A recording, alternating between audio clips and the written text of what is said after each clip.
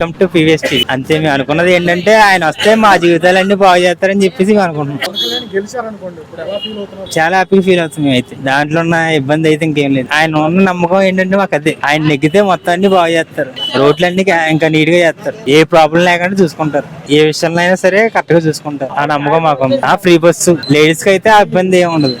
Result అయితే గ్యారంటీగా పవన్ కళ్యాణ్ గెలుస్తాడు అనుకుంటున్నాను నేనైతే. అంటే ఇక్కడ ఆయనకున్న నమ్మకం చాలా గట్టిగా ఉంటది. ఆయన మీద అభిమానంతో ఓట్లు అందరూ పవన్ కళ్యాణ్ గారు అసెంబ్లీలోకి అడుగు పెట్టడం కానీ అభిమానులుగా ఎలా హ్యాపీగా ఫీల్ అవుతారు? చాలా హ్యాపీగా ఫీల్ అవుతుంది అయితే.